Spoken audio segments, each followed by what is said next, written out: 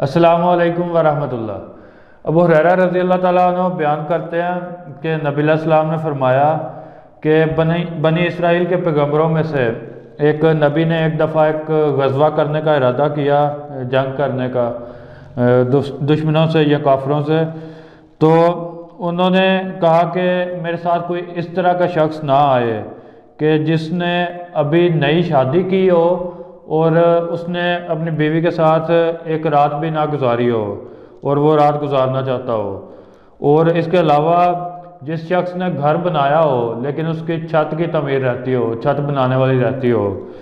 تو اس کے علاوہ ایسا شخص جس نے کوئی حاملہ بکری یا اونٹنی خریدی ہو اور ابھی وہ اس کا انتظار میں اس کے بچہ جننے کا انتظار کر رہا ہو، تو اس طرح کے شخص میرے ساتھ نہ آئیں۔ یعنی کہ مراد یہ تھی کہ اس طرح کے لوگ کہ جن کو کوئی امید ہے زندہ رہنے کی، ابھی وہ خواہش ہے کہ وہ چاہتے ہیں کہ تھوڑی سی بھی جن میں خواہش ہو زندہ رہنے کی، اس طرح کے لوگوں کو منع کر دیا کہ وہ ساتھ نہ آئیں۔ تو وہ نبی باقی لوگوں کو لے کے جنگ کے لیے نکلے اس غزوہ کے لیے۔ تو جب ادھر پہنچے اس جگہ پہ تو جو عصر کا ٹائم ہو چکا تھا، تو پھر وہ سورج کو دیکھ کے فرماتے ہیں، کہتے ہیں کہ تو بھی اللہ کا فرما بردار ہے اور میں بھی اللہ کا فرما بردار ہوں۔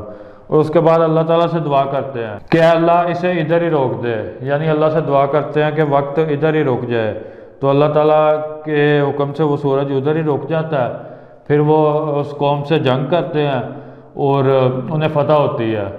تو پھر وہ اس مال کو اللہ کی راہ میں دینے لگتے ہیں۔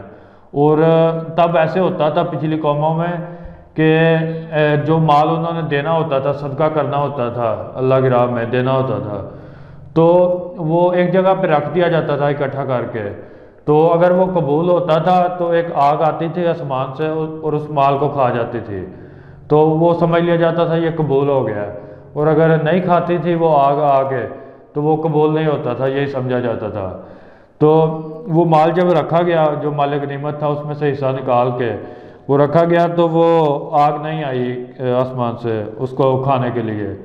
تو پھر اس نبی نے فرمایا کہ ضرور اس مال میں سے کسی نے چوری کی ہے، یہ مال کم ہے، اس میں چوری کی ہوئی ہے۔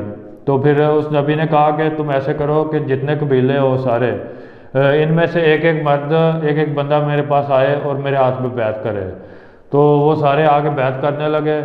تو ایک قبیلہ جو ہے اس کا ایک جو سردار تھا، اس نے جب بیعت کی تو اس کا ہاتھ اس نبی کے ہاتھ سے چمٹ گیا، اس کے ہاتھ پہ جڑ گیا نبی کے، تو وہ ہاتھ نہ چھوٹ سکا۔ تو اس نبی نے کہا کہ تمہارے قبیلے والوں نے یہ چوری کی ہے، تمہارے قبیلے سے لوگ ہیں۔ تو پھر اس قبیلے کے لوگوں کو بلایا گیا، پھر ان سے بیعت لی گئی۔ تو جب ان سے بیعت لی گئی ان لوگوں سے، تو ان میں سے کوئی 2-3 لوگ تھے جن کا پھر ہاتھ اس نبی سے چمٹ گیا، اس کے نبی کے ہاتھ سے۔ تو یعنی کہ وہی 2-3 لوگ تھے جنہوں نے چوری کی تھی، وہ نبی انہیں کہنے لگے کہ آپ ہی چور ہیں۔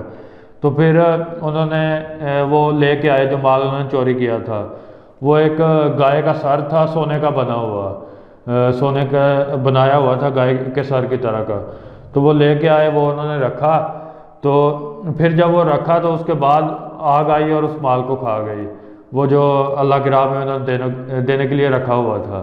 تو اس کے بعد ان کے لیے باقی جو مال غنیمت تھا وہ حلال ہو گیا، کیونکہ انہیں یہ ثابت ہو گیا کہ جو مال انہوں نے اس میں سے حصہ دیا ہے وہ اللہ تعالیٰ نے قبول کر لیا ہے۔ تو یہ تھا بنی اسرائیل کے ایک پیغمبر کا واقعہ کہ جب انہوں نے جنگ کی اور مال غنیمت میں سے چوری کیے ہوئے مال میں کی وجہ سے وہ صدقہ نہیں ہو رہا تھا۔ تو یہ تھا ایک اسلامی واقعہ۔